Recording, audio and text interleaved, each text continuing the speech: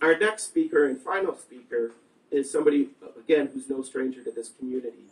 Bill Whitney was a former director of the Detroit Shore Community Development Organization. Currently, Bill is the Chief Operating Officer for the Cuyahoga County Land Reutilization Corporation. The County Land Bank program is extremely important in helping neighborhoods deal with vacant and abandoned problems. In some communities, it's a real epidemic. In others, it's a problem. And if you can take that one problem property and turn it around, you can really make a difference. And stabilizing this property on Franklin Boulevard will make a world of a difference here. The Land Reutilization Corporation's investment in the Sylvia building is just another example of the work of what we have done in taking once a vacant building and turning it into an asset. Will all of you join me in welcoming Bill Whitney to the podium?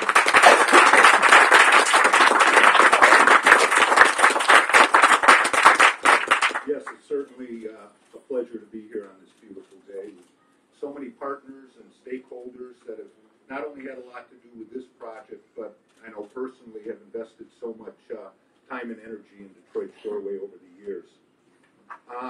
I was director, and when I started back in 1990, shortly after I started, the board decided to go on a retreat. The Gordon Square Arcade had been renovated after about 12 long years of both the city and Detroit Shoreway struggling to get things done. I say it was renovated in 1990. It was actually completed. It had been completed also in the late 70s with Director Pianka.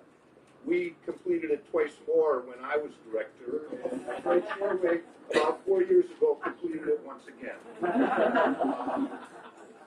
When I was very young, a wise old, I can't remember if he was a director of Detroit Shoreway at the time or a councilman here in the ward, but he said to me, Bill, you've got to learn early that the Gordon Square Arcade is like your mistress. Every time you think you can leave, she will drag you back. But this is a new day and a different project. In 1990, the board got together for its retreat. President Randy Shore, the guy dressed up just in from the beach and back. Randy was our president. Madeline Zone, Councilman Matt's sister. And I can't remember if anybody else. So we may have dragged Daryl out there for a while. His wife Miriam was on the board. But basically, Gordon Square Arcade had been finished, and we were looking at new priorities in the neighborhood. It was very surprising how quickly everybody in that room came to a consensus that if we were really going to be successful at Detroit Shoreway, we had to address the growing number of bad apartment buildings up and down Detroit, West 65th, Clinton, and Franklin. Bad buildings, deteriorated buildings, mismanaged buildings, increasing population of pimps and prostitutes and drug dealers. It was also a quick consensus that we have to keep doing our building code enforcement work, certainly our safety work, certainly bring in private investors whenever we could. But it also, everybody realized that if we really were going to rid the neighborhood of these problems, we had to take control of the buildings. We had to buy them, we had to renovate them, and we had to manage them. I knew a little bit about renovation. The one thing I knew about management is you stayed as far away from it as you could. Fortunately, we had a young, ambitious development director at the time who knew a lot about renovation and also convinced me that he knew about property management.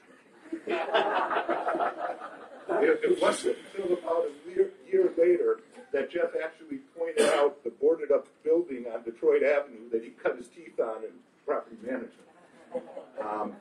But no, Jeff Ramsey basically spearheaded the redevelopment. I think Matt said of 14 multifamily buildings. I couldn't even remember them. They are on the map there, A through K is at 14. He spearheaded those efforts, and Detroit Shoreway, I am convinced, would never have seen the success that we see here today without all of that effort.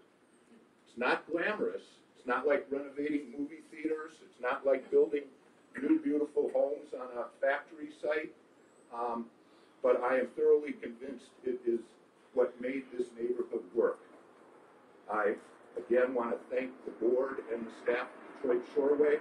Thank them for continuing to make this neighborhood an extremely special place.